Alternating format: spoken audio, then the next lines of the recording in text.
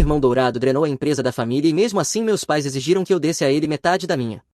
Depois de anos rindo do meu negócio patético, eu apenas sorri e disse que não contrato ladrões.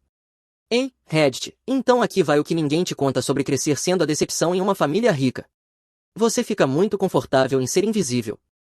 Não invisível por ser pobre, invisível por ser rico. Você aparece nos feriados, sorri quando é esperado e aceita que seus pais nunca vão olhar para você da mesma forma que olham para o filho dourado. Eu, 29 anos, homem, passei os últimos 6 anos construindo móveis sob medida em uma oficina em Red Bank, Nova Jersey. Peças de alto padrão, mesas que custavam o que algumas pessoas pagam por carros, cadeiras que levavam 3 meses para serem construídas, trabalhos em que cada encaixe importava e cada acabamento tinha que ser perfeito, um tipo de artesanato que exigia paciência, precisão e habilidade real. No mês passado entreguei uma mesa de conferência para um fundo de hedge em Greenwich. O cara pagou 28 mil sem piscar. A esposa dele chorou quando viu, lágrimas de verdade. Enquanto isso, minha família ainda achava que eu estava brincando de artes e ofícios. Meus pais odiavam isso. Em todos os dias de ação de graças por 5 anos, meu pai perguntava quando eu ia levar a vida a sério. Em todos os aniversários, minha mãe mandava anúncios de emprego de empresas de administração imobiliária. Eles comandavam uma empresa de imóveis comerciais no condado de Bergen que estava na família havia 30 anos. Meu irmão mais velho, Blaine, trabalhava lá como vice-presidente de aquisições. Minha irmã mais nova, Delaney, cuidava das relações com investidores. Blaine era o filho dourado literalmente. Minha mãe tinha uma foto emoldurada dele apertando a mão do governador na sala de estar. A minha foto ficava no banheiro do corredor. Eu era o cara que trabalhava com as mãos como algum tipo de camponês.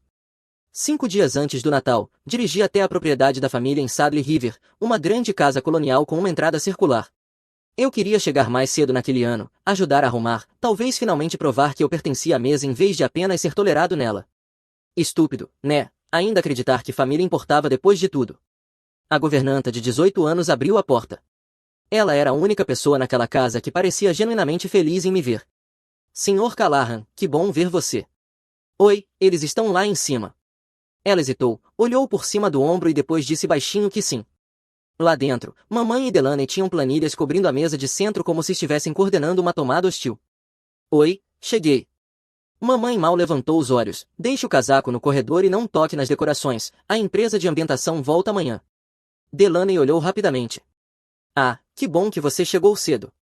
Lembra quando ele costumava ajudar a arrumar e sempre movia os móveis errado? Arranhou a antiga cristaleira da mamãe.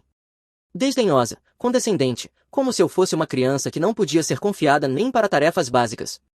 Subi para usar o banheiro e foi aí que as coisas ficaram estranhas. Meu antigo quarto, aquele em que eu ficava desde os 7 anos, tinha bagagem de outra pessoa perto da porta. Descobri que era para uma das amigas investidoras da mamãe que ia se hospedar ali. Entrei e todos os itens pessoais que eu tinha deixado lá tinham sumido, fotos, livros, ferramentas, tudo enfiado em caixas plásticas de armazenamento, empilhadas no canto como lixo esperando para ser recolhido. Mamãe, chamei, sem resposta. Caminhei em direção ao escritório do meu pai para perguntar sobre o meu quarto. A porta estava entreaberta, então ouvi meu nome e congelei. Slides depois da sobremesa, a voz do meu pai calma e profissional, mantenham curto, sem discussão. Eu me encostei na parede, mal respirando. A voz de Blaine, coloque o gráfico de salários na tela logo depois que o pai terminara. Introdução. Ele não pode dizer não na frente de todo mundo. Fragmentos, foi tudo o que ouvi, mas os fragmentos foram suficientes. Mamãe disse que, uma vez que ele entrar, a gente incorpora a oficina dele à nossa, controla a lista de clientes. Dei um passo para trás com o coração disparado, caminhei até a sala da impressora no fim do corredor e lá estava, uma pilha de apostilas na bandeja, ainda quentes, trajetória de carreira Callahan. Peguei uma e folheei, gráficos comparando salários de marceneiro com cargos corporativos, meu nome em tópicos, estratégia de intervenção no cabeçalho. Eles tinham até um slide chamado tratamento de objeções. Tinham até distribuído tarefas. Mamãe deveria me confortar depois que eu caísse em mim. Delaney cuidaria da imagem nas redes sociais, como se eu fosse um problema de relações públicas a ser gerenciado. 45 mil, era isso que eles achavam que eu ganhava. Eu tinha faturado 140 mil no ano passado, mas eles nunca perguntaram, nunca verificaram, apenas presumiram. Tirei fotos como prova. Depois disso, saí daquela casa sem dizer uma palavra, entrei na minha caminhonete e dirigi. Não chorei, não entrei em pânico, estava planejando. O portão de segurança se fechou atrás de mim no retrovisor. 18 anos tentando provar meu valor para pessoas que já tinham decidido que eu não valia o tempo delas, acabou. Quando parei em um posto de descanso na Garden State Park, já tinha tomado 3 decisões. Primeiro, eu iria àquele jantar. Segundo, eu deixaria eles armarem a armadilha. Terceiro, eu iria detoná-la na cara deles, na frente de todo mundo. Eles queriam um espetáculo, eu daria um espetáculo. Liguei para Connor, meu melhor amigo desde a faculdade, que tinha me ajudado a montar minha oficina. Ele atendeu na hora. E aí, o que houve? Acabei de descobrir o plano inteiro da minha família para me humilhar no jantar de Natal, apresentação em PowerPoint, apostilas impressas, tudo. Um longo silêncio. Você está brincando. Tenho fotos. Onde você está? Em um posto na Parkai, voltando para Red Bank. O que você vai fazer? Aparecer, deixar eles pensarem que me encurralaram, depois explodir tudo na frente de todo mundo. Mas eu preciso de munição, números reais, prova de que tudo que eles pensam sobre mim está errado. Connor ficou quieto por um segundo. Vem para minha casa, a gente monta o contra-ataque. Connor morava em Asbury Park, em um loft de armazém convertido que ele mesmo tinha reformado. Quando cheguei, ele já tinha café passando e o laptop aberto. Fala, ele disse me entregando uma caneca. Aqueles completos idiotas, ele disse por fim. Certo, você vai a esse jantar, mas vai preparado. Esse é o plano. Ótimo, do que você precisa. Demonstrativos financeiros, declarações de imposto, lista de clientes, qualquer coisa que prove que eu não sou o fracasso que eles acham que eu sou. Eles querem me emboscar com números falsos, eu vou enterrá-los com números reais. Connor assentiu devagar. A gente consegue montar um dossiê esta noite e imprimir tudo. Você entra lá com recibos, literalmente.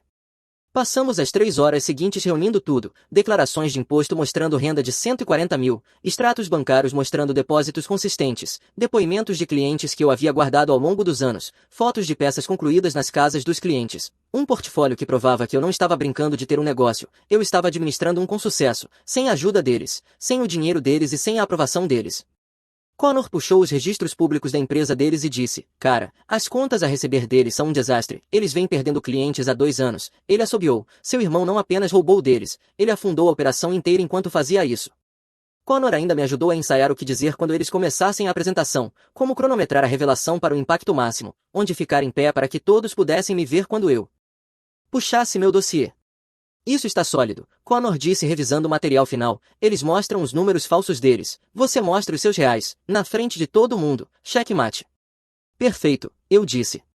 Depois que terminamos, fiz a ligação que vinha adiando, aquela que podia mudar tudo. Alô, vovó, é o Callahan. Callahan, isso é uma surpresa, a voz dela estava calorosa, mas cautelosa, está tudo bem? Não exatamente, preciso te contar uma coisa e preciso que você me escute até o fim.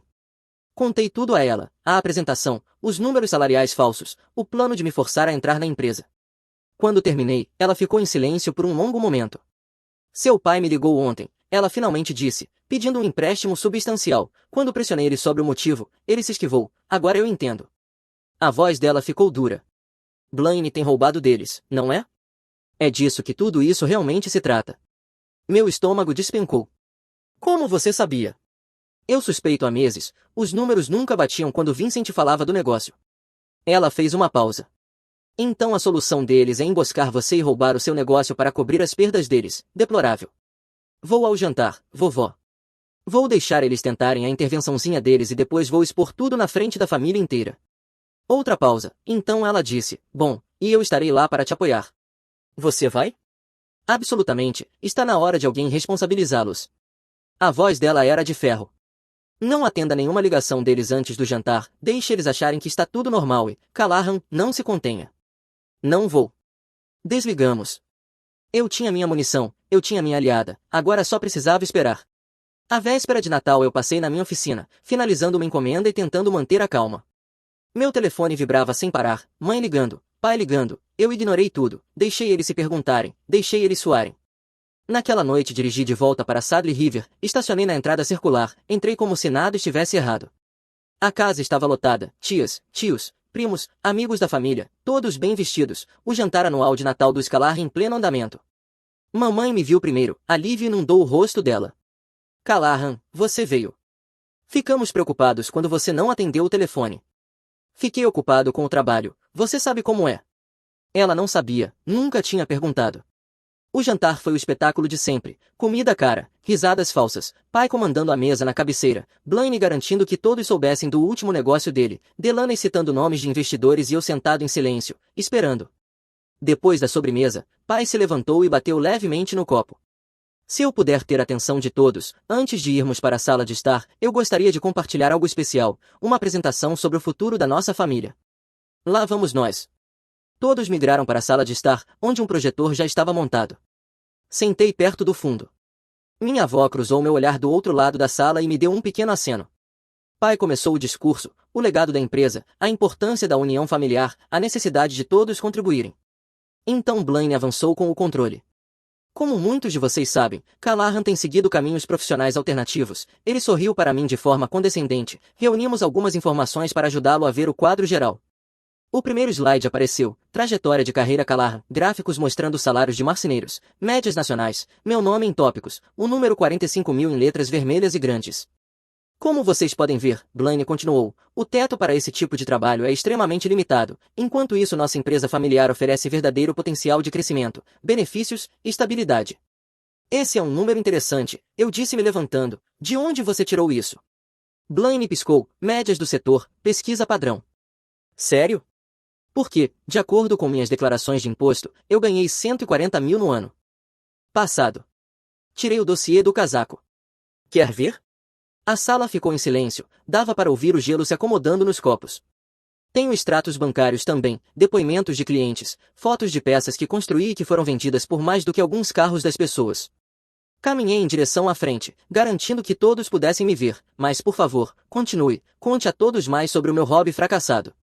Pai avançou. Callahan, esta não é a hora. Não é? Vocês montaram uma apresentação inteira, imprimiram apostilas, até criaram um slide chamado Tratamento de Objeções. Levantei meu telefone. Tenho fotos de tudo direto da bandeja da impressora. Querem que eu compartilhe com a sala? O rosto da mamãe ficou branco, o queixo de Delaney caiu. Aqui está o que realmente está acontecendo, continuei, virando-me para encarar a família reunida, cada tia, tio, primo e amigo da família me encarando com os olhos arregalados. A empresa está quebrada, eles estão sangrando dinheiro e, em vez de admitir isso, planejaram me humilhar para me forçar a entrar, para poderem usar o meu negócio para se salvar. Suspiros das tias, murmúrios dos primos, um dos meus tios murmurou Jesus Cristo sob a respiração. Isso não é verdade, Delaney gritou. Sério? Eu olhei para ela, então a empresa está indo bem, sem problemas de fluxo de caixa, sem preocupações de investidores. O pai não ligou para a vovó ontem implorando por um empréstimo. Silêncio, um silêncio morto e devastador. Minha avó se levantou. Todas as cabeças na sala se viraram para ela. É pior do que isso. A voz dela cortou a sala como uma lâmina. Há meses eu suspeito que algo estava errado com a empresa. Vincent me ligou ontem pedindo um empréstimo substancial. Quando eu o pressionei, ele admitiu que houve irregularidades. Ela olhou diretamente para Blaine. 3 anos de irregularidades. O rosto de Blaine empalideceu, a mão que segurava o controle começou a tremer. Seu filho dourado tem desviado dinheiro, ela continuou, a voz alcançando todos os cantos da sala, e em vez de lidar com isso de forma honesta, decidiram arrastar Callahan para a bagunça deles, usar a reputação limpa dele, roubar a lista de clientes dele, incorporar o negócio legítimo dele ao deles, que está falindo, na frente de todos vocês, na véspera de Natal. A sala explodiu, todos falando ao mesmo tempo, acusações voando. Uma das minhas tias se levantou e começou a juntar suas coisas. Meu primo pegou o telefone, provavelmente mandando mensagens para quem não estava lá. Meu tio, aquele que sempre ficou do lado dos meus pais em tudo, se levantou. Vincent, me diga agora mesmo, isso é verdade sobre Blaine? Meu pai não conseguiu nem olhar para ele. Meu tio pegou o casaco. 30 anos eu te defendi para minha esposa, 30 anos. Ele saiu andando, a esposa foi atrás. Depois, mais 2 primos. Meu pai tentou retomar o controle. Isso é assunto de família, não deveríamos estar discutindo isso. Você transformou isso em assunto de família quando planejou humilhar seu filho na frente de todos, minha avó retrucou. Vocês deveriam sentir vergonha, todos vocês, Blaine, Delaney e especialmente você, Vincent. Esse garoto construiu algo real enquanto vocês estavam ocupados passando a mão na cabeça de um ladrão. Eu olhei para meus pais, meu irmão, minha irmã, as pessoas que passaram anos me fazendo sentir inútil, as pessoas que achavam que eu simplesmente me submeteria e aceitaria as sobras deles. Eu construí algo real, eu disse em voz baixa, mas todos ouviram, sem a ajuda de vocês, sem a aprovação de vocês, sem o respeito de vocês, e vocês acharam que podiam simplesmente tomar isso porque precisavam de um resgate. Mamãe começou a chorar. O rosto do meu pai estava vermelho de humilhação. Blaine parecia querer que o chão o engolisse. Eu me dirigi à porta. Callahan, espera. Mamãe estendeu a mão para o meu braço, eu me afastei. Não, nós terminamos aqui. Saí para a noite fria de dezembro, o som do caos ainda transbordando da casa atrás de mim. Entrei na minha caminhonete e dirigi. 2 horas depois, parei na entrada de uma cabana nos Poconos. Meu telefone vibrava sem parar, mamãe, pai, Delaney, Blaine. Ignorei tudo, deixei eles entrarem em pânico, deixei eles tentarem controlar os danos. A verdade já estava lá fora agora, se espalhando pela família como fogo em mato seco. Uma mensagem da minha avó dizia que estava orgulhosa de mim, que eles ainda estavam atordoados, que metade dos convidados foi embora em menos de 20 minutos, que meu pai tentou salvar a noite, mas ninguém aceitou. Ligue para mim amanhã. Uma mensagem da governanta dizia que tinha embalado meus pertences com segurança, que estavam na garagem quando eu estivesse pronto. Parabéns pelo que fiz naquela noite, eles precisavam ouvir aquilo. A manhã de Natal nos Poconos pareceu como acordar em uma vida diferente. Meu telefone parecia possuído. Rolei pelas mensagens tomando café, cada uma mais satisfatória que a outra. Meu pai dizia que sua mãe está devastada, que essa encenação reflete mal no seu julgamento, que precisamos discutir isso como uma família. Delaney dizia que você sempre foi egoísta, mas isso é outro nível, você nos humilhou na frente de todo mundo, patético. Blaine dizia que você realmente acha que é especial agora, tudo o que fez foi envergonhar a família, isso não acabou, irmãozinho, nem de perto. Essa última me fez rir, ainda posando, ainda achando que tinha alguma vantagem. Apaguei sem responder. Minha avó mandou outra mensagem dizendo que metade da família ligou na noite passada, a maioria está enojada com seus pais, vários primos querem encomendar móveis de você, sua tia disse que sempre soube que Vincent era uma fraude, muito bem. Fiquei nos Poconos até o ano novo, usei o tempo para planejar. Mapeei uma estratégia de crescimento, esbocei designs para novas peças, até redigi propostas para uma exposição em uma galeria em Nova York. Pela primeira vez em anos, pude pensar no futuro sem o peso da desaprovação da minha família me puxando para baixo. Você vai precisar de ajuda, Connor disse numa tarde, enquanto trabalhávamos na mesa da cabana. Você não vai conseguir lidar com a demanda sozinho, não depois do que aconteceu no Natal. A história vai se espalhar, as pessoas vão querer peças do cara que enfrentou a família inteira. Eu sei, tenho pensado em contratar alguém, talvez 2 pessoas se a ideia da galeria der certo. Assustado, apavorado, mas também pronto. Pela primeira vez na minha vida, eu me sinto pronto. De volta a Red Bank, no dia 2 de janeiro, minha oficina parecia diferente, novos olhos. 23 novas consultas me aguardavam. Uma galeria em Tribeca queria discutir representação e eu tinha um almoço marcado com minha avó no dia 8. O antigo Callahan teria ficado ansioso em ver a família. O novo Callahan estava realmente ansioso por isso. 8 de janeiro, uma churrascaria em Montclair, sofisticada e tranquila. Ela já estava sentada quando cheguei, olhar afiado e direta como sempre. Ela se levantou para me abraçar. Callahan, você parece bem. Obrigado, vovó. Pulamos rapidamente as formalidades. Então ela pousou o cardápio e olhou diretamente para mim. Eu te devo um pedido de desculpas, ela disse. Pelo quê? Por não ter dito nada antes. Eu sabia como eles te tratavam, vi isso por anos. Eu deveria ter intervindo em vez de esperar. Você não fazia parte do plano deles, não, mas eu permiti isso com o meu silêncio. Ela tomou um gole do chá gelado. Isso acaba agora. Deixei claro para seus pais que o comportamento deles foi inaceitável e informei a família estendida de que você administra um negócio legítimo e lucrativo. Como eles reagiram? Ela sorriu levemente. Sua mãe chorou, seu pai ficou na defensiva. Eu mandei os dois ficarem quietos e ouvirem pela primeira vez. Eu ri. Estou atualizando meu testamento, ela continuou. Você vai receber 40% do meu patrimônio, seus irmãos dividirão os 60% restantes. Não é compensação pela crueldade deles, você simplesmente provou seu valor. Vovó, você não precisa. Não estou pedindo permissão, estou informando. Ela me olhou com algo parecido com orgulho.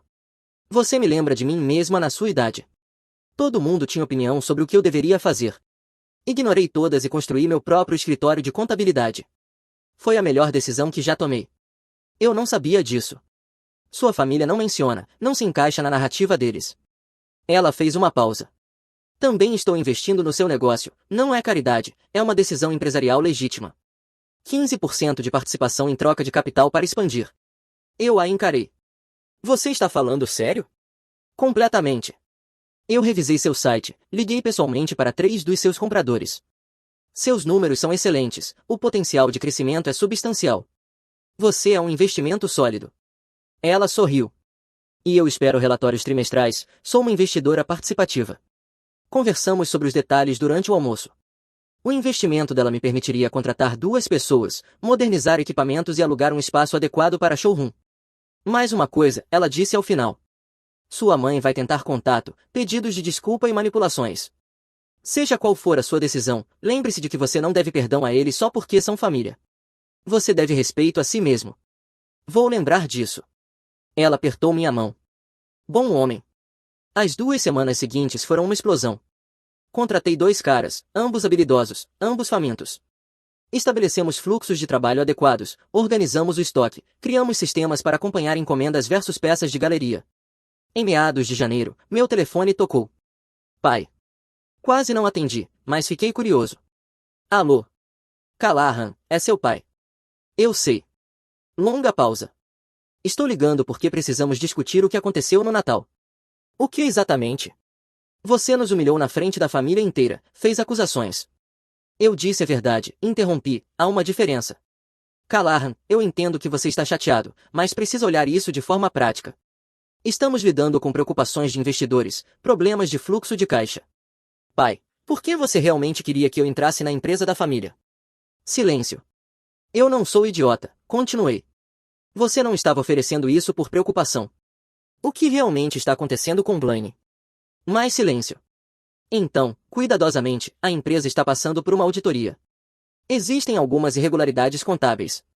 Irregularidades, é assim que chamamos 3 anos de desvio de dinheiro? Não sabemos isso com certeza. A vovó sabe, e agora todo mundo sabe também. Deixei o silêncio pesar. Você planejou me humilhar para me forçar a entrar em uma empresa que está sangrando dinheiro porque seu filho dourado roubou de vocês e você é orgulhoso demais para admitir. Não é disso que se trata. É exatamente disso. E minha resposta continua sendo não. Resolva o seu próprio caos. Eu desliguei. Fevereiro trouxe impulso. A Galeria em Tribeca agendou uma exposição depois que nossa reunião inicial correu bem. Meus 2 funcionários deram conta, jornadas de 12 horas, cada encaixe perfeito, cada acabamento impecável. Então a realidade bateu. Um cliente de Manhattan, mesa de jantar de 12 mil, ligou para renegociar depois da entrega. O acabamento não é o que eu esperava, 8 mil parece justo. Eu tinha a ficha técnica assinada. Aceite 8 ou vou contestar a cobrança. Desliguei e liguei para um advogado. Carta registrada ameaçando um processo por quebra de contrato. O cliente pagou o valor integral em uma semana, mais um pedido de desculpas por escrito. Tocar o negócio significava lutar pelo que você conquistou. 2 semanas antes da exposição solo, as coisas ficaram feias. Blaine apareceu na minha oficina sem avisar, simplesmente entrou como se fosse dono do lugar. Eu estava finalizando uma cristaleira de nogueira quando ouvi a porta, levantei os olhos e lá estava ele. O mesmo rosto presunçoso, o mesmo terno caro, a mesma energia de filho dourado. Irradiando dele.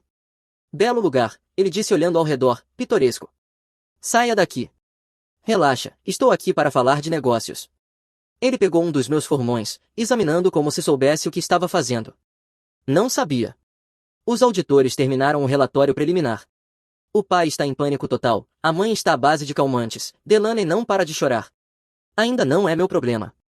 Ele passou pelo meu torno, deslizando o dedo pela borda de uma peça em que eu trabalhava havia 6 semanas, 800 horas de trabalho. Cuidado, eu disse, isso vale mais do que o seu carro.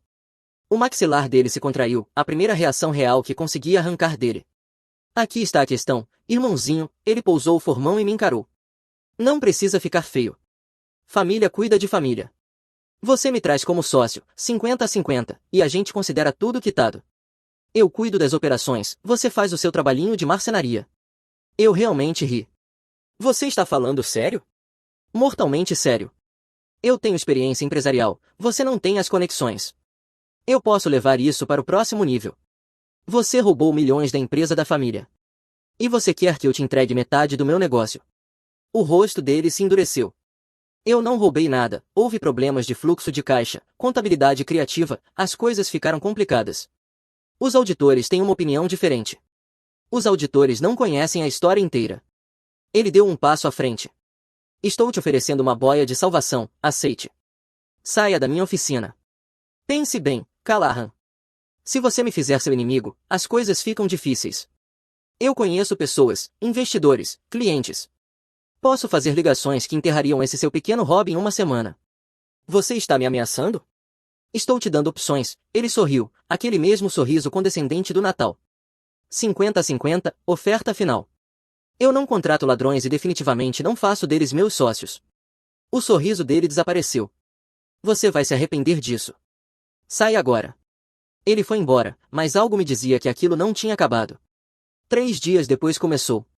Um cliente ligou para cancelar uma encomenda, disse que tinha ouvido coisas preocupantes sobre minhas práticas comerciais. Depois outro cancelamento. Então apareceu uma avaliação negativa online, alguém com quem eu nunca tinha trabalhado, alegando que eu havia entregue mercadoria danificada. As avaliações falsas ficaram criativas. Uma afirmava que eu tinha chegado bêbado a uma entrega, outra dizia que eu tinha dado em cima da esposa de um cliente. Todas de contas criadas dentro de 48 horas da visita de Blaine, todas sem histórico, sem outras avaliações, sem credibilidade para qualquer pessoa atenta, mas elas apareceram no Google, e isso era o que importava para ele. Liguei para Connor. Blaine está atacando com tudo, eu disse, cancelamentos, avaliações falsas, ele está tentando destruir minha reputação. Documente tudo, capturas de tela, carimbos de data e hora, tudo. Já estou fazendo isso. Então começaram as ligações, no meio da noite, números bloqueados, respiração pesada e desligava, 3 ou 4 vezes por noite. Comecei a dormir com o telefone no silencioso. Uma semana depois cheguei à oficina e encontrei a fechadura violada, nada levado, mas ferramentas mexidas, uma mensagem, estou te observando. Foi aí que chamei a polícia. O policial sentou-se à minha frente anotando. E você acredita que seu irmão é o responsável? Eu sei que é. Ele me ameaçou 2 semanas atrás, exigiu que eu lhe desse metade do meu negócio. Quando recusei, isso começou. Você tem provas? Mostrei tudo, a mensagem de texto, a avaliação falsa de uma conta criada no dia seguinte ao nosso confronto, os registros de chamadas, as imagens de segurança da rua em frente mostrando uma figura com a compleição de Blaine perto da minha oficina às 2 da manhã. Podemos registrar um boletim, ele disse, mas sem prova direta ligando ele à tentativa de invasão. E quanto ao assédio, as ligações, interferência no negócio? Ele me olhou com seriedade. Você talvez deva considerar uma ordem de restrição, dado o padrão. Entrei com o pedido no dia seguinte. Ordem de restrição temporária contra Blaine Callahan. Tive que ir ao tribunal, apresentar provas, explicar por que temia pela minha segurança e pelo meu sustento. A juíza analisou tudo, a visita ameaçadora, o assédio sistemático, a tentativa de invasão. Concedido, ela disse. O Sr. Blaine Callahan deve manter uma distância de 500 pés do requerente do local de trabalho dele, nenhum contato de qualquer tipo. Quando Blaine foi notificado, ele perdeu o controle. Me ligou de um telefone descartável gritando sobre traição, sobre como eu tinha destruído a família, sobre como ele me faria pagar. Gravei tudo. Registrei a violação no mesmo dia. A ligação do telefone descartável durou 4 minutos. Ele me chamou de tudo quanto é nome, ameaçou incendiar minha oficina, disse que tinha amigos que podiam fazer problemas desaparecerem. Eu deixei ele falar, cada palavra gravada, cada ameaça documentada. Ele estava tão ocupado estando com raiva que esqueceu que eu tinha sido quieto a vida inteira, o quieto que escutava, o quieto que lembrava de tudo. Na segunda audiência, a juíza não estava nada satisfeita. Sr. Callahan, ela disse olhando para Blaine, o senhor foi explicitamente ordenado a não ter contato algum com seu irmão. O senhor violou essa ordem dentro de 24 horas. Meritíssima, isso é um assunto de família. Agora é um assunto legal. O senhor está enfrentando acusações por desacato. Estou estendendo a ordem de restrição para 2 anos e adicionando penalidades criminais para qualquer violação futura. O advogado de Blaine tentou argumentar, a juíza o interrompeu. O advogado de Blaine parecia querer desaparecer, provavelmente se perguntando como explicaria isso a outros clientes. Ao sair daquele tribunal, senti algo que não esperava, não triunfo, não satisfação, apenas clareza. Eu tinha traçado uma linha, defendido e vencido. A exposição solo na Forge Indigrai foi tudo pelo que eu tinha trabalhado. Um espaço de alto padrão e um armazém convertido, iluminação profissional que fazia cada peça brilhar. Minha coleção ocupava toda a sala principal, cada peça em destaque, perfeita contra paredes de tijolo aparente. 6 anos de trabalho, 6 anos ouvindo que eu estava desperdiçando minha vida, tudo validado em uma única sala. Cheguei cedo para montar. Meus 2 funcionários já estavam lá, organizando as peças, verificando ângulos de visão, garantindo que tudo estivesse impecável. Estávamos trabalhando para aquilo havia meses. Pronto? Um deles perguntou. O mais pronto que vou estar. Os convidados começaram a chegar às 7. Donos de galerias de Manhattan, colecionadores que tinham voado de lugares tão distantes quanto São Francisco, blogueiros de design com câmeras, designers de interiores em busca de talento. A sala encheu rápido, a energia elétrica de possibilidades. Eu me movi naturalmente, falando sobre processos, explicando técnicas, me conectando com compradores que entendiam o que significava artesanato de verdade. Um colecionador de São Francisco comprou 3 peças na hora, pagou o preço pedido sem negociar. Eu estava procurando alguém que ainda faz encaixes de verdade, ele disse, todo o resto só cola peças de móveis industriais e chama de sob medida. Apertamos as mãos. Aquela única venda cobriu meus custos operacionais por 3 meses. Às 7h30 minha avó entrou sozinha. Ela cruzou meu olhar e sorriu. Eu fui até ela. Onde está o resto da família? Perguntei. Seu pai e sua mãe decidiram não comparecer, envergonhados demais depois da audiência de Blaine. Delaney ficou com eles. Ela olhou ao redor para a multidão. Blaine está proibido de ficar a menos de 500 pés de você de qualquer forma, graças à ordem de restrição. Ouvi dizer que ele tentou aparecer e teve que ser impedido de entrar. Eu não sabia disso. A segurança deve ter resolvido antes que eu percebesse. A exposição está espetacular, minha avó disse. Estou muito orgulhosa de você. Obrigado por vir e obrigado por ter me apoiado no Natal. Eu não perderia nenhum dos dois. Ela apertou minha mão, seu trabalho fala por si só, você nunca precisou da aprovação deles. O evento foi até às 11 e, quando fechamos, eu tinha pedidos totalizando 67 mil, sem contar a comissão da galeria. 3 designers de interiores queriam representar meu trabalho com exclusividade em seus showrooms, 2 clientes privados queriam escritórios residenciais sob medida, projetados do zero. Abril escorreu para maio.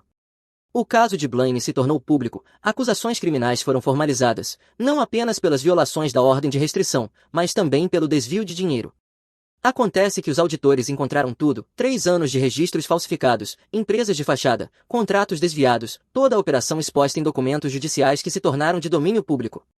Eu acompanhei tudo à distância, a empresa da família perdendo clientes mais rápido do que conseguia contar, ações civis de investidores se acumulando, a imagem da família perfeita destruída, e todos sabiam exatamente o porquê. Meu primo me enviou a notícia, executivo imobiliário do condado de Bergen acusado de desvio de dinheiro, a foto policial de Blaine, a empresa do meu pai citada em 3 milhões em fundos desviados. O filho dourado vinha roubando havia anos e eles tentaram me usar para encobrir isso. O verão trouxe mais encomendas do que eu conseguia lidar. Contratamos mais 4 pessoas e começamos a recusar projetos. Um trabalho em uma casa geminada no Brooklyn levou a indicações, as indicações levaram a uma matéria em revista, a matéria levou a mais indicações, sucesso se multiplicando sobre sucesso, construído em habilidade, não em manipulação. No fim de junho, minha mãe ligou, a primeira vez em 6 meses, a primeira desde que eu os expus na frente de todos no jantar de Natal. Eu me perguntei quanto tempo levaria até o desespero superar o orgulho. Deixei tocar 2 vezes antes de atender. Alô? Callahan, é a mamãe. A voz dela estava diferente, menor, frágil de um jeito que eu nunca tinha ouvido. A mulher que passou anos diminuindo tudo o que eu construí agora soava como se estivesse mal conseguindo se manter de pé. Podemos conversar sobre tudo, sobre o que aconteceu no Natal, sobre o que seu pai e eu fizemos, sobre o que não fizemos, os anos que desperdiçamos tratando você como se fosse menos. Ela fez uma pausa e eu pude ouvir o esforço para não chorar. Estou ligando para pedir ajuda. Ajuda com o quê? Com a empresa, os processos, os honorários legais de Blaine, tudo está desmoronando. A voz dela falhou. Nós cometemos erros, Callahan, erros terríveis, mas ainda somos família, isso tem que significar alguma coisa. Vocês planejaram me humilhar e roubar meu negócio na frente de todo mundo que conhecemos, isso não é um erro, é uma estratégia. Estávamos desesperados, com medo, não sabíamos o que mais fazer. Então, depois de anos chamando de hobby, de fase, de brincadeira, agora de repente é valioso o suficiente para ser roubado. Silêncio. Callahan, por favor, eu sei que não merecemos, mas precisamos de você. Seu pai mal está funcionando, Delaney está sobrecarregada, Blaine está enfrentando prisão. Ela fez outra pausa. Discutimos isso como família, você traz Blaine como sócio depois que as questões legais dele se resolverem, 50-50. Ele precisa de algo para voltar, pode cuidar das operações enquanto você faz sua marcenaria. Eu quase ri, a audácia era quase impressionante. Mesmo depois de tudo, o assédio, as ameaças, a ordem de restrição, as acusações criminais, eles ainda queriam que eu o salvasse. Então deixe-me entender, você quer que eu dê metade da minha empresa ao irmão que me ameaçou, ao irmão que assediou meus clientes, ao irmão que tentou invadir minha oficina, ao irmão contra quem eu tive que conseguir uma ordem de restrição, ao filho dourado que destruiu tudo. Ele ainda é seu irmão, ele precisa de um recomeço e, francamente, você deve algo a esta família. Eu não devo nada a vocês e tenho uma ordem de restrição de 2 anos que diz que ele não pode chegar a menos de 500 pés de mim ou do meu negócio, então mesmo que eu quisesse, o que não quero, isso seria literalmente legal. Podemos dar um jeito nisso, pedir para modificar. Não, Callahan. Eu sorri, realmente sorri, não com raiva, não amargo, apenas acabado.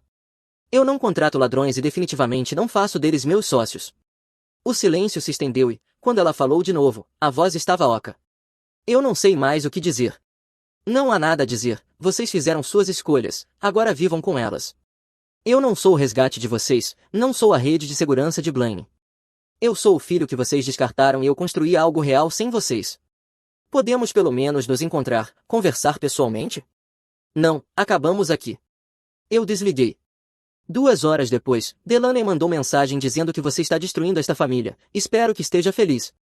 Fiz uma captura de tela, adicionei à minha coleção e voltei a trabalhar em uma encomenda para um restaurante nos Hamptons, 22 mil em dinheiro na entrega. Sim, eu estava bem feliz. Meu pai ligou e perguntou se poderíamos nos encontrar. A voz dele soava diferente, derrotada, quebrada de um jeito que eu nunca tinha ouvido.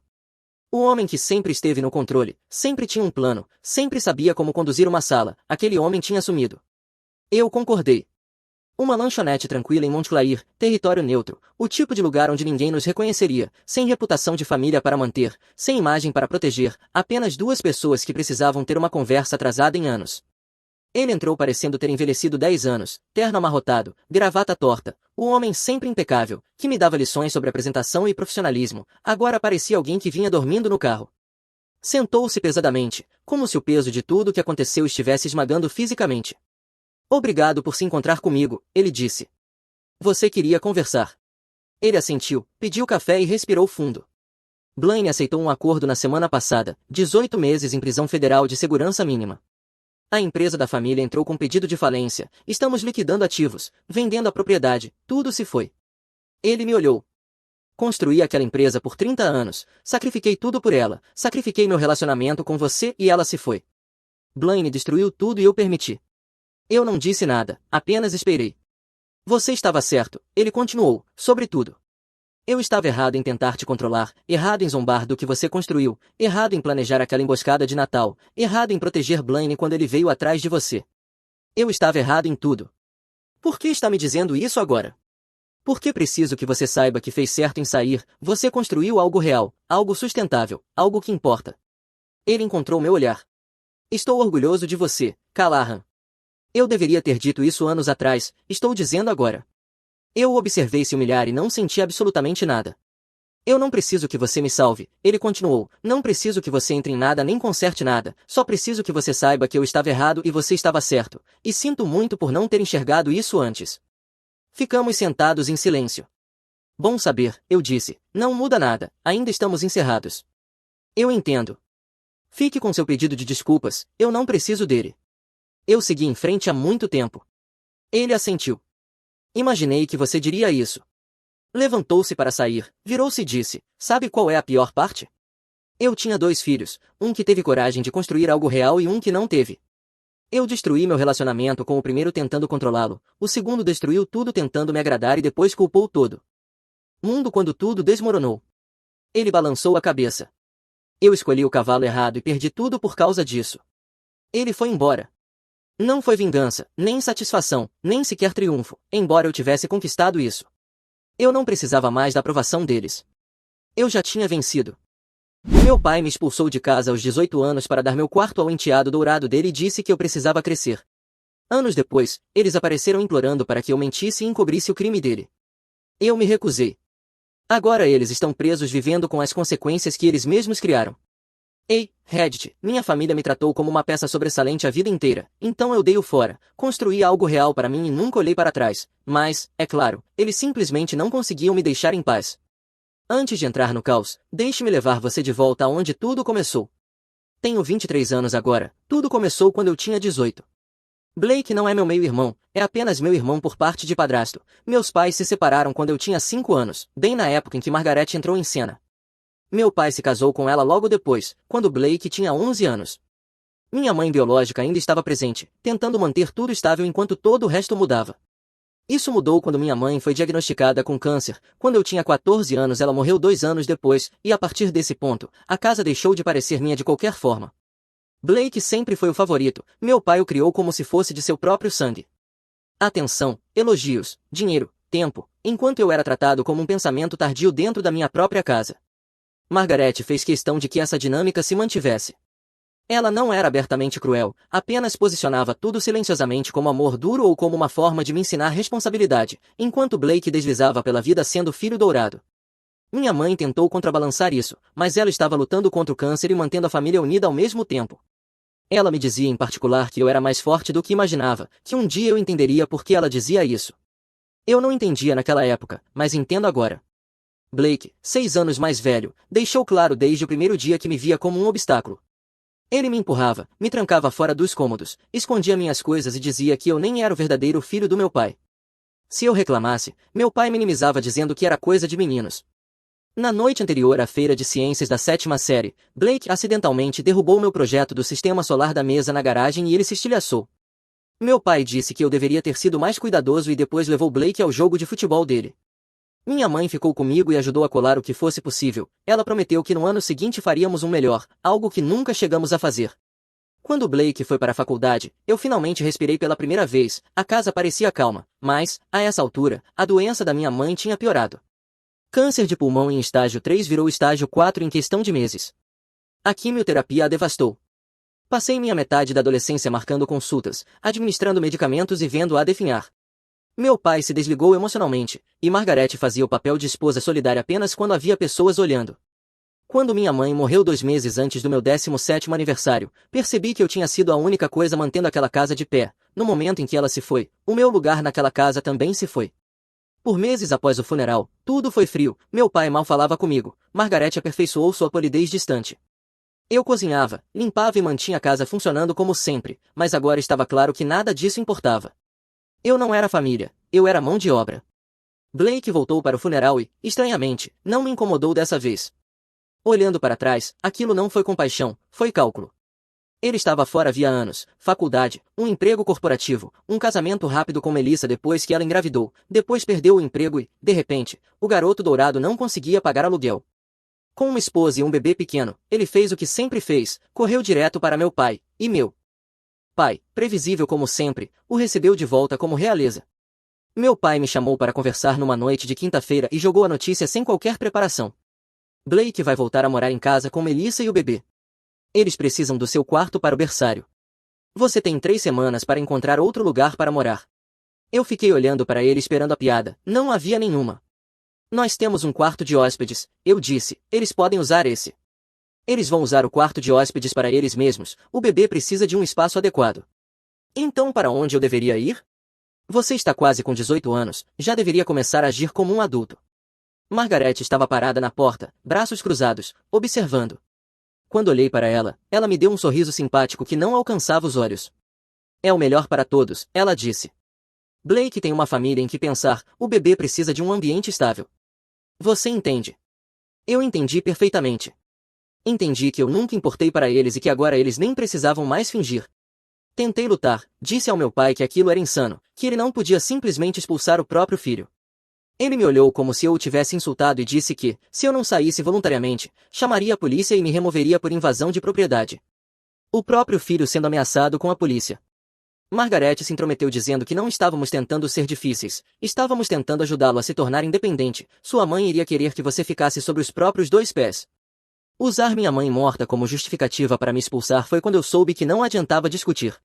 Liguei para meus avós naquela noite, os pais da minha mãe.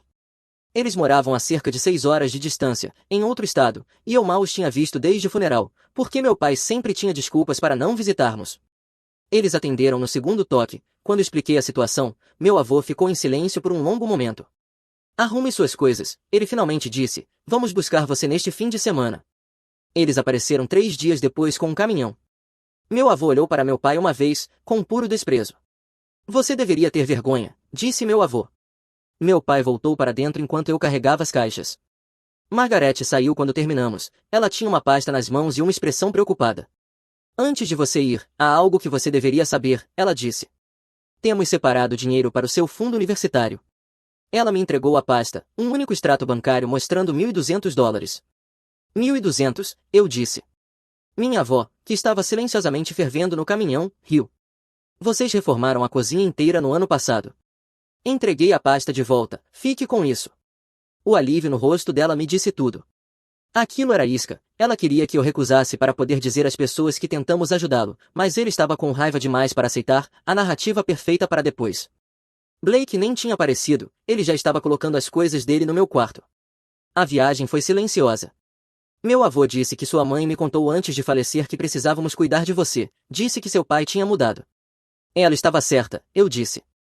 Meus avós se recusaram a me deixar pagar aluguel, disseram que eu ainda era um garoto que merecia um lar, mas, quando eu consegui horas fixas na livraria, comecei a colocar dinheiro discretamente no pote das compras quando eles não estavam olhando. Eles me deram a estabilidade de que eu precisava para poder retribuir de alguma forma. Concluí o ensino médio de forma remota, me formei com meus avós na plateia, fui aceito na universidade estadual, a cerca de 1 hora da casa deles, com plano de ir e voltar todos os dias e trabalhar meio período por quase 2 anos. Não tive notícias do meu pai, de Blake ou de Margaret, apaguei os números deles, bloqueei todos e segui em frente. Meus avós me trataram como um ser humano de verdade, tínhamos conversas no jantar em que as pessoas perguntavam como tinha sido meu dia e realmente escutavam. Eu tinha um quarto que era meu e comecei a sentir que talvez as coisas pudessem ficar bem. Então eles apareceram.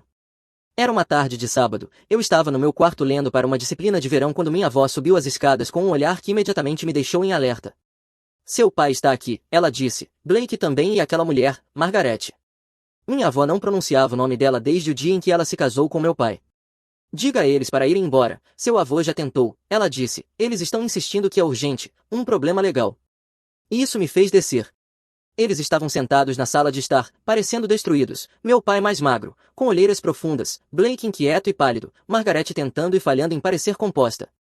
Meu avô estava perto da porta, claramente a 1 segundo de expulsá-los. Vocês têm 10 minutos, eu disse, depois vão embora. Meu pai abriu a boca com alguma saudação falsa e calorosa, eu interrompi, 9 minutos agora. Blake se inclinou para a frente, estamos em apuros, problemas sérios, precisamos da sua ajuda. Então eles despejaram toda a história em cima de mim. Depois que Blake perdeu o emprego, meu pai conseguiu para ele uma posição numa empresa de locação industrial pertencente a Raymond, o amigo mais próximo da minha mãe. Blake decidiu que o salário não era bom o suficiente, então criou um fornecedor falso chamado Summit Industrial Supply e redirecionou os pagamentos para si mesmo, $97 mil em 4 meses. Quando o contador sinalizou irregularidades, Blake entrou em pânico, apagou e-mails, falsificou a assinatura do meu pai e até tentou incriminar uma assistente administrativa. A auditoria descobriu tudo e, como meu pai havia aprovado as faturas iniciais sem conferir, presumiram que ele estivesse envolvido. A única razão pela qual eles ainda não estavam na cadeia era porque Raymond respeitava minha mãe, por lealdade a ela, deu a eles 90 dias para devolver tudo, mais 30% de juros. Restavam 3 semanas. $126 mil, e vocês estão me contando isso porque, eu perguntei. Meu pai se inclinou para a frente como se estivéssemos tendo uma conversa de coração aberto. Precisamos que você ajude a explicar ao Raymond que usamos o dinheiro para o seu fundo universitário, que foi tudo por você. Eu ri na cara dele. Você quer que eu minta e diga que vocês roubaram $100 mil para o meu fundo universitário quando me expulsaram de casa anos atrás? Não é mentira, disse Margaret suavemente, nós realmente separamos dinheiro para você, a situação apenas mudou. Você me mostrou um extrato bancário com $12. Meu pai se irritou, tínhamos mais do que isso, nós te sustentamos a vida inteira, esse dinheiro sempre foi destinado ao seu futuro. Então onde está ele? Silêncio. Blake finalmente murmurou que coisas aconteceram, o bebê precisou de coisas, Melissa quis refazer o berçário. Então vocês gastaram meu fundo universitário imaginário em decoração de berçário? A voz do meu pai estalou, não era imaginário. Então explique por que me expulsaram e mandaram eu agir como um adulto. Margaret mudou para o tom ensaiado de simpatia, olha, eu sei que você está magoado, mas isso é maior do que ressentimentos antigos. Blake pode ir para a prisão, seu pai pode ir para a prisão, você realmente quer isso na sua consciência? Minha consciência está limpa, eu disse, se preocupem com a de vocês. Meu pai tirou um documento de uma pasta, é só assinar isso, explica tudo, pegamos empréstimos, fizemos sacrifícios financeiros, tudo para te mandar para a faculdade sem dívidas, Raymond vai entender. Eu li, uma fabricação completa. Isso é fraude. Vocês estão me pedindo para assinar uma declaração cheia de mentiras. Não são mentiras, ele insistiu. É contexto, mostra nossas intenções. Não, eu disse, a intenção de vocês foi roubar US$ 100.000. A voz do meu pai falhou, nós estávamos desesperados. Se eu for demitido, perdemos a casa, tudo que construímos lá. Essa era a verdadeira razão, não a reputação da família. Então vocês deveriam ter feito escolhas melhores. Blake se levantou bruscamente, o rosto vermelho por um segundo. Achei que ele fosse realmente me bater. Meu avô se moveu, pronto. Blake se sentou de novo. Você nos deve isso, Blake cuspiu. Nós te criamos, te alimentamos, te demos um lugar para morar, e agora você vira as costas. Vocês tornaram minha vida miserável, eu disse, destruíram minhas coisas, espalharam rumores sobre mim, garantiram que eu não tivesse amigos, e quando finalmente escapei, vocês tomaram meu quarto antes mesmo de eu ter me mudado. Nunca fomos uma família. Margaret se levantou, sua mãe iria querer. Eu a interrompi, não ouse usar minha mãe para justificar isso. Ela lutou contra o câncer enquanto todos vocês tornavam tudo mais difícil, e agora querem arrastá-la para o golpe de vocês. Saiam. Apenas pense nisso, disse meu pai, fraco, o tempo está acabando. Vocês têm opções, eu disse, vendam a casa, Blake vende o caminhão, Margaret vende as joias, peguem empréstimos, consertem a própria bagunça, mas me deixem fora disso. Meu avô já tinha tido o suficiente, ele abriu a porta e disse, saiam.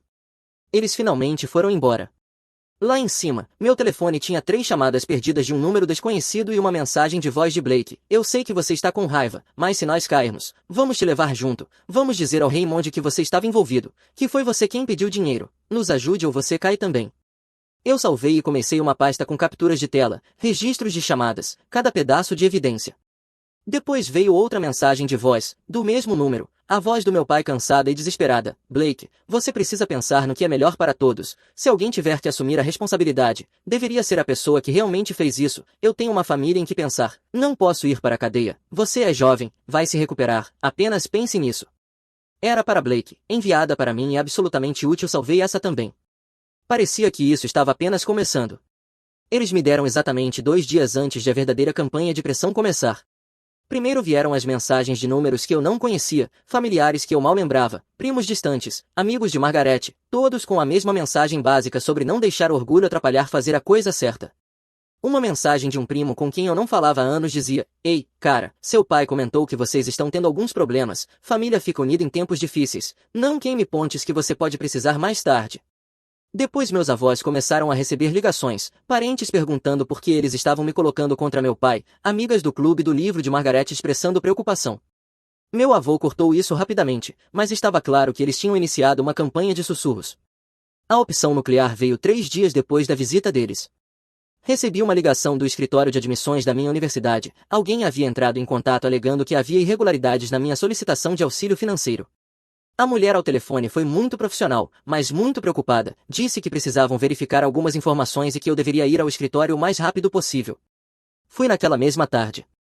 Aconteceu que alguém havia enviado uma denúncia anônima dizendo que eu tinha mentido sobre a renda da minha família no formulário de auxílio financeiro, que meu pai ganhava significativamente mais do que o informado e que eu estava cometendo fraude para obter um auxílio ao qual não tinha direito.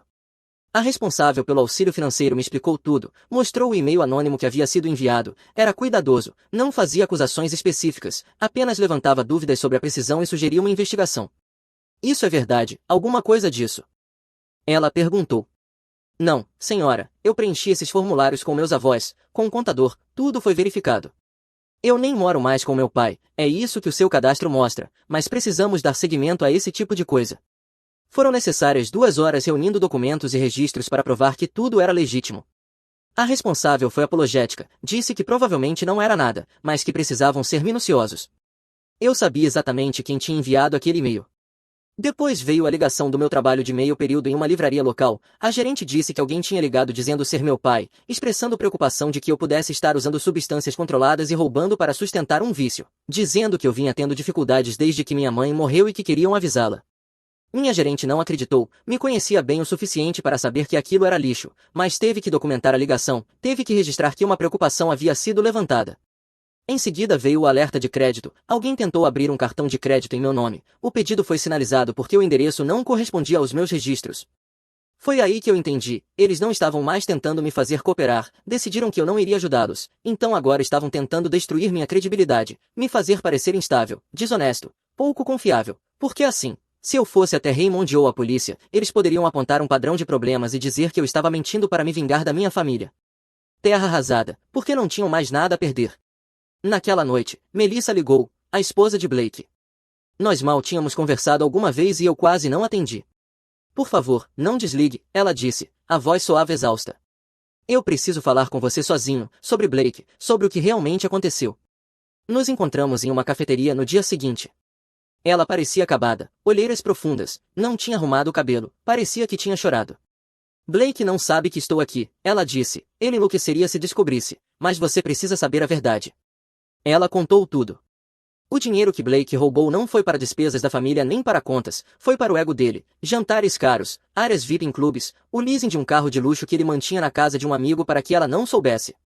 Ele estava vivendo uma vida secreta, bancando figurão com dinheiro roubado, enquanto ela achava que eles estavam quebrados.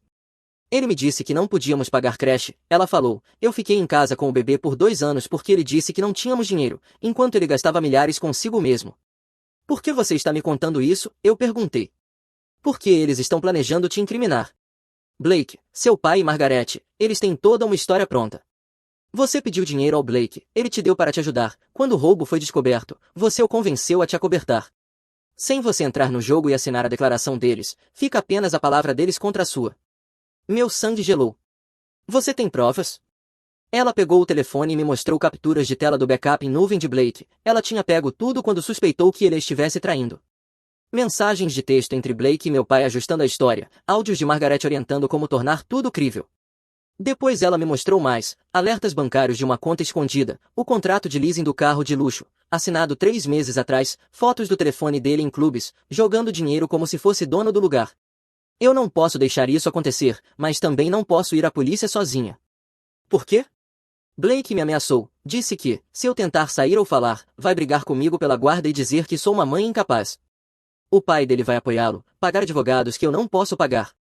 Estou presa até conseguir levar minha filha para algum lugar seguro, mas você pode usar isso, pode se proteger. Por que me ajudar afinal? Os olhos dela se encheram de lágrimas. Por que você era apenas uma criança quando eles te trataram como lixo? Eu vi Blake se gabar disso, rir disso, achei que fosse rivalidade entre irmãos. Não percebi o quão cruel era até recentemente. E agora eles estão tentando te destruir de novo. Eu não vou fazer parte disso. Eu agradeci a ela e fui embora, enviei as capturas de tela para meu e-mail seguro e as adicionei à minha pasta de provas. Naquela tarde recebi uma mensagem de texto de Margaret dizendo que precisávamos conversar cara a cara, só nós dois, que havia coisas que eu não entendia sobre meu pai. Eu não respondi.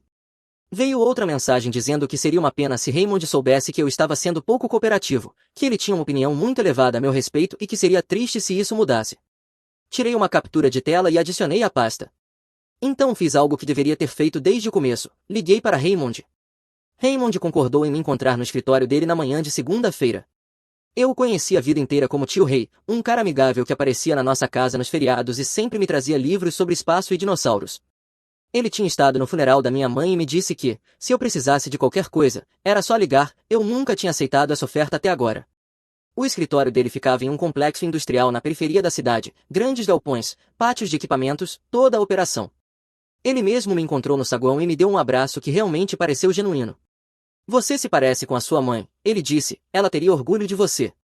Fomos para o escritório dele e eu contei tudo, mostrei a mensagem de voz de Blake me ameaçando incriminar, as capturas de tela de Melissa sobre o plano deles de jogar toda a culpa em mim, a mensagem de Margaret insinuando que ele acreditaria neles e não em mim, a tentativa de sabotar meu auxílio financeiro.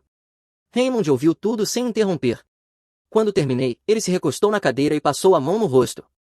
Sua mãe me alertou sobre seu pai, ele disse, antes de morrer, ela me fez prometer que cuidaria de você, porque sabia o que aconteceria quando ela se fosse. Ela sabia que seu pai ressentia você, nunca disse o motivo, mas sabia. E sabia que Margaret era venenosa. Fez-me jurar que, se você algum dia precisasse de ajuda, eu estaria lá. Ele puxou um arquivo da gaveta da mesa. Este é o caso contra seu pai e Blake. Quer ver o que eles realmente fizeram? O arquivo era grosso, cheio de faturas, transferências bancárias, cadeias de e-mails. Blake tinha criado um fornecedor falso chamado Summit Industrial Supply, gerado faturas falsas para locações de equipamentos que nunca aconteceram. Meu pai aprovou as primeiras sem conferir. Uma vez estabelecido o padrão, Blake começou a falsificar a assinatura do meu pai. O dinheiro ia para uma conta empresarial sob o nome da empresa falsa, depois era transferido para uma conta pessoal e então sacado em dinheiro ou usado para compras. 97 mil dólares ao longo de 4 meses. Quando meu contador começou a fazer perguntas, Blake apagou e-mails, tentou alterar registros do nosso sistema e, quando isso não funcionou, tentou incriminar uma das assistentes do escritório, plantou provas falsas na mesa dela e criou um rastro de papel sugerindo que ela estava desviando dinheiro. Funcionou por cerca de 2 dias, então ela veio até mim chorando e eu investiguei pessoalmente, encontrei a pegada digital de Blake por toda a armação. Foi quando eu soube que isso não era apenas roubo, era calculado, cruel e disposto a destruir pessoas inocentes para se encobrir. E quanto ao meu pai? Seu pai aprovou faturas sem verificá-las, isso é negligência, mas quando confrontei, ele não admitiu culpa nem cooperou, tentou alegar que as faturas eram falsificadas, que Blake agiu sozinho. Depois veio falar comigo em particular e pediu que eu encerrasse a auditoria, disse que ficaria mal para a empresa, que deveríamos resolver isso discretamente. Foi aí que ele cruzou a linha da incompetência para a cumplicidade. Raymond abriu algo no computador. Eu puxei imagens das câmeras de segurança. Seu pai e Blake se encontraram no estacionamento 3 vezes depois que meu contador começou a fazer perguntas. Eles sabiam, estavam coordenando. Raymond se inclinou para a frente. Eu ofereci a eles uma chance de consertar isso, devolver cada centavo mais juros, pedir demissão em silêncio, sem acusações formais. Tudo o que tinham que fazer era assumir e corrigir. O que eles disseram? Pediram mais tempo. Depois inventaram essa história do seu fundo universitário, queriam que eu acreditasse que estavam tentando te ajudar e apenas fizeram escolhas ruins. Eu disse que pensaria a respeito. Então fui verificar. Ele puxou outro papel. Esta é a conta bancária que eles te mostraram, o fundo universitário de 12 dólares. Quer saber quando essa conta foi aberta? 2 dias antes de eles te expulsarem de casa. Abriram a conta, depositaram 12 dólares e planejavam usá-la como prova de que vinham te sustentando o tempo todo. Era um adereço. A verdade bateu forte, ouvir a confirmação daquilo que eu suspeitava, mas saber com certeza tornou tudo real. Eles tentaram usar a memória da sua mãe como escudo, Raymond disse, vieram até mim falando sobre como ela iria querer que eu lhes desse outra chance, como iria querer que a família permanecesse unida. Sua mãe teria colocado todos eles no lugar. O que acontece agora? Agora eu tomo uma decisão. Eu estava tentando honrar a memória da sua mãe dando a eles uma chance de consertar isso. Eu não queria destruí-los, porque ela tinha amado seu pai um dia. Eu estava me segurando por respeito a ela. Ele se recostou na cadeira. Mas então eu vi o que eles estavam fazendo com você, a sabotagem do auxílio financeiro, a história falsa, as ameaças. Eles estão tentando destruir um garoto que não fez nada de errado. Então o que acontece agora? Agora eu paro de me segurar. O prazo de 90 dias termina em 3 semanas, se eles não pagarem tudo integralmente, eu apresento acusações. Mas depois de ver o que tentaram fazer com você, estou inclinado a pular a espera e ir direto à polícia. Eles vão usar aquela história falsa sobre mim, eu disse, tentar te convencer de que eu estava envolvido. Eu sei, o advogado de Blake esteve aqui ontem. Eles estão se preparando para alegar que você extorquiu dinheiro do Blake, que ele estava tentando te ajudar, e que você é o bode expiatório. Eles podem fazer isso? Podem tentar. Não vai funcionar, mas podem tentar. O problema é que acusações falsas assim ainda podem te causar problemas, mesmo que você seja inocentado. Então o que eu faço? Raymond sorriu e disse, você deixa isso comigo. Sua mãe me fez prometer que iria te proteger e eu vou cumprir essa promessa. Ele pegou o telefone e fez uma ligação ali mesmo, na minha frente. Detetive Morrison, aqui é o rei. Precisamos conversar sobre aquele caso de fraude que mencionei. A situação escalou. Estou registrando uma denúncia formal e tenho provas de intimidação de testemunhas e tentativa de chantagem. Ele falou por cerca de 10 minutos, explicando tudo, as ameaças contra mim, as tentativas de incriminar a assistente administrativa e a coordenação entre meu pai e Blake para encobrir tudo. Quando desligou, olhou para mim e disse que os detetives iriam querer falar comigo e que eu deveria levar tudo o que tivesse, cada mensagem de voz, cada texto, cada captura de tela. Aquilo já não era apenas sobre dinheiro. A investigação levou tempo. Cerca de uma semana depois, os detetives apareceram na casa dos meus avós e eu entreguei tudo, as ameaças de Blake, a história falsa que eles tinham construído, as capturas de tela de Melissa e as tentativas de sabotar meu auxílio financeiro. Eles foram profissionais e minuciosos, sem julgamentos. O detetive Park, um dos investigadores, me disse que casos assim geralmente se resumem a palavra contra palavra, mas que eu tinha um rastro de provas que tornava o trabalho deles muito mais fácil. Em menos de 2 semanas, eles cumpriram mandados de busca e apreensão, confiscaram o computador do meu pai, o telefone de Blake, documentos da empresa, tudo.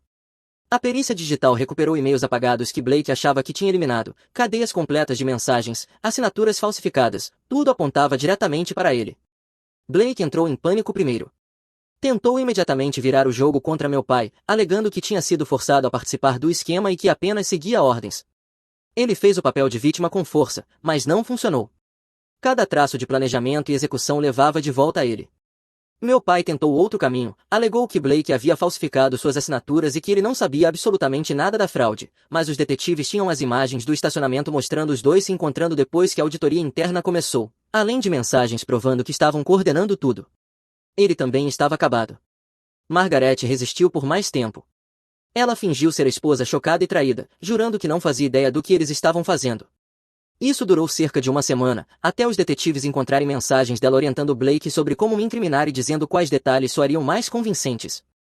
Depois encontraram mensagens que ela tinha enviado à assistente administrativa que Blake tentou incriminar inicialmente, dizendo que seria melhor para todos se ela ficasse quieta, oferecendo dinheiro para que assinasse uma declaração e insinuando que criar problemas poderia arruinar a carreira dela. Em uma cidade pequena, a assistente tinha guardado tudo. A reação da comunidade foi brutal. Meu pai e Margaret passaram anos construindo a imagem da família perfeita, fotos, eventos, conselhos de caridade, e da noite para o dia tudo desmoronou. O nome de Margaret desapareceu de eventos beneficentes, nas redes sociais as pessoas fingiam que nunca a tinham conhecido. Uma tarde, no escritório de Raymond, a assistente dele comentou que tinha encontrado Margaret no supermercado e disse que ela parecia apavorada, cabeça baixa, saindo às pressas como se esperasse que alguém cuspisse nela. O império de aparências dela tinha acabado. A esposa de Blake entrou com o pedido de divórcio e se mudou imediatamente de volta para a cidade com a filha, pediu guarda total e Blake nem contestou. A empresa divulgou um comunicado curto confirmando que uma fraude havia sido descoberta e que os funcionários envolvidos tinham sido demitidos. Não foi preciso citar nomes, todo mundo sabia. Meu pai pediu demissão e Blake já tinha sido demitido. 3 meses depois do início da investigação, o promotor apresentou as acusações formais. Meu pai foi acusado de conspiração para cometer fraude, apresentação de documentos falsos e intimidação de testemunhas. Blake foi acusado de fraude, falsificação, roubo de identidade e tentativa de destruição de provas. Margaret foi acusada de intimidação de testemunhas e conspiração. Os três contrataram advogados caros e tentaram lutar, mas as provas eram esmagadoras. Acabaram sendo pressionados a aceitar acordos. Blake recebeu 36 meses de prisão, com possibilidade de liberdade condicional após 24 meses se cooperasse. Meu pai recebeu 24 meses. Margaret, que resistiu por mais tempo, acabou aceitando 12 meses mais liberdade condicional. Os três foram obrigados a pagar restituição integral, $126.000 divididos entre eles. O tribunal colocou penhoras na casa deles, no caminhão de Blake e basicamente em tudo o que possuíam. A sentença foi proferida 5 meses depois. O tribunal estava quase vazio, os amigos deles nem se deram ao trabalho de aparecer. Eu me sentei no fundo com meus avós. Blake foi o primeiro, tentou culpar todo mundo menos a si mesmo. A juíza não se impressionou, deu a ele os 36 meses completos e deixou claro que a liberdade condicional não era garantida. A audiência do meu pai foi dura. Ele tentou fazer um discurso sobre erros e aprendizado, mas a juíza o interrompeu dizendo que ele não tinha cometido erros, que ele tentou prejudicar o próprio filho para encobrir seus crimes, e que isso era uma escolha. 24 meses. Margaret chorou durante a dela, mas a juíza permaneceu firme, dizendo que ela teve múltiplas oportunidades de parar e, em vez disso, ajudou a orquestrar um plano para incriminar um jovem inocente e intimidar testemunhas. 12 meses. Eles foram levados sob custódia imediatamente. Ao sair do tribunal depois, eu não me senti triunfante nem aliviado, apenas silencioso. Isso me assustou por um momento, até eu perceber que não era entorpecimento, era paz. Meu avô colocou a mão no meu ombro e perguntou se eu estava bem. Eu disse que achava que sim. Raymond estava esperando no corredor, me abraçou e me entregou um envelope. O que é isso? Uma oferta de emprego, ele disse. Sua mãe me fez prometer que te ajudaria se você precisasse. Temos um estágio, 20 horas durante o período letivo e tempo integral no verão, na área de análise de aquisição de propriedades. Paga bem e fica ótimo no currículo. Você não precisa aceitar. Eu sei, mas eu quero, e minha mãe teria querido isso. Aceitei 2 semanas depois e comecei. Descobri que eu era bom nisso, pesquisa, análise, acompanhamento de históricos de propriedades. Tudo fez sentido naquele semestre de outono. Mantive boas notas, fiz novos amigos e construí uma vida que finalmente parecia minha. Blake saiu após 28 meses por bom comportamento. Ouvi dizer que se mudou para outro estado onde ninguém o conhecia, o que para mim estava ótimo. Meu pai cumpriu os 24 meses completos. Margaret saiu depois de 8 meses por bom comportamento. Eu não visitei, não escrevi, não reconheci a existência deles. Então, 14 meses depois de Margaret sair, eles apareceram novamente na casa dos meus avós. Era um sábado frio de novembro, eu estava em casa para o feriado de Ação de Graças, sentado à mesa da cozinha trabalhando em um artigo de pesquisa para minha aula de economia. Minha avó estava fazendo massa de torta, uma tarde normal, quando a campainha tocou. Meu avô atendeu e eu ouvi a voz dele ficar dura pedindo que fossem embora. Só 5 minutos, disse a voz do meu pai, mais velha e mais áspera. Eu fui até a porta, meu avô tentou me afastar com a mão, mas eu balancei a cabeça, melhor acabar logo com aquilo. Eles pareciam mal. Meu pai tinha envelhecido uma década, cabelo quase todo grisalho, rosto mais fino, ombros caídos, como se o peso de tudo finalmente o tivesse quebrado. Margaret parecia exausta, sem maquiagem, sem nenhum do polimento que costumava ter. Blake estava com eles, parado mais atrás, como se quisesse estar em qualquer outro lugar. Vocês têm 5 minutos, eu disse, falem. Meu pai começou com um pedido de desculpas, disse que teve muito tempo para pensar na prisão, que percebeu o quanto tinha falhado comigo como pai, como deixou o ressentimento transformá-lo em alguém que a esposa dele não reconheceria. Sua mãe teria vergonha de mim, ele disse, eu tenho vergonha de mim. Ok, chega, ok. O que você quer que eu diga? Você passou 18 anos me fazendo sentir inútil, depois me expulsou de casa, depois tentou me incriminar por um crime que eu não cometi, ameaçou minha educação, meu futuro, minha família, e agora cumpriu sua pena e quer perdão. Eu quero uma chance de consertar as coisas. Não existe consertar isso. Margaret falou, e a voz dela não tinha mais aquele tom controlado, soava apenas cansada.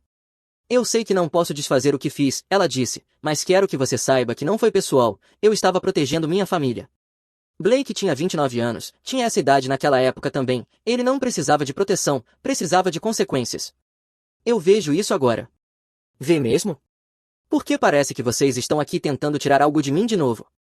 Não estamos, disse meu pai, só queríamos que você soubesse que sentimos muito, que entendemos se você nunca mais quiser nos ver, mas sentimos muito. Blake não tinha dito nada, apenas estava ali olhando para o chão. Você quer acrescentar algo? Eu perguntei. Ele levantou o olhar. Eu tinha ciúmes de você. De mim? Você era o filho dourado. Do quanto sua mãe te amava, de como ela sempre te colocava em primeiro lugar. Minha mãe nunca se importou comigo, e ver a sua te amar me fez te odiar, então eu tornei sua vida miserável. Eu sinto muito. Seu pedido de desculpas não muda nada. Eu sei. Ficamos ali em silêncio, o ar frio entrando pela porta aberta. Aqui está a coisa, eu disse, eu não odeio vocês mais. Eu não sinto nada por vocês. Vocês são apenas pessoas que costumavam tornar minha vida miserável. Eu segui em frente, construí algo sem vocês e não preciso de vocês agora também. Meu pai assentiu lentamente, eu entendo. Mas posso pedir uma coisa? O quê? Sua mãe deixou algo para você. Eu deveria ter te entregado quando você se formasse no ensino médio, mas tudo desmoronou. Posso te dar agora? Ele tirou um pequeno envelope do casaco, a caligrafia da minha mãe na frente, meu nome. Eu peguei, não abri com eles ali. Mais alguma coisa? Não. Então é isso, vão embora. Não voltem, não liguem, não tentem me encontrar. Eu não sou mais seu filho, não sou há muito tempo. Os olhos do meu pai se encheram de lágrimas, mas ele assentiu. Eles se viraram e caminharam de volta para o carro. Margaret olhou para trás uma vez, mas eu já tinha fechado a porta. Voltei para a mesa da cozinha. Meus avós não fizeram perguntas, apenas me deram espaço. Eu abri o envelope. Uma carta na caligrafia da minha mãe, datada de 2 semanas antes de ela morrer. Meu lindo menino, se você está lendo isto, eu já fui embora e seu pai finalmente te deu o que eu deixei para você. Sinto muito por ele ter demorado tanto. Sinto muito por muitas coisas. Eu sei que as coisas estão difíceis com seu pai e Margaret, eu sei que Blake torna sua vida difícil. Eu queria ser forte o suficiente para consertar isso, mas o câncer está vencendo e meu tempo está acabando. Aqui está o que você precisa saber, você vale mais do que a forma como eles te tratam. Você é inteligente, gentil, forte e capaz. Não deixe que eles te convençam do contrário. Seu pai te ama, mas ele está quebrado de formas que eu não consegui consertar. Ele se ressente de você porque você o lembra dos próprios fracassos dele. Esse é o problema dele, não o seu. Eu preparei algumas coisas para você. Raymond sabe o que fazer quando as coisas ficarem ruins, e elas vão ficar ruins. Vá até ele vai te ajudar, eu o fiz prometer. Construa uma vida que seja sua. Não deixe que eles te arrastem para baixo, não deixe que eles te façam pequeno. Eu te amo mais do que qualquer coisa neste mundo. Tenho orgulho de você, sempre terei orgulho de você. Mamãe. Eu li 3 vezes, dobrei com cuidado e coloquei na carteira, onde a mantenho desde então. Minha avó veio e me abraçou, não disse nada, não precisava.